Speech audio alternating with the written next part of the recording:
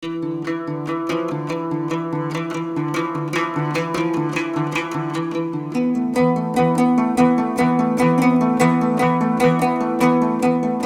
сіздермен қазір үлкен отбасы болып саналамыз. Мы с вами сейчас очень большая одна семья. Үштөбе құзыреттілік орталығы деп аталады.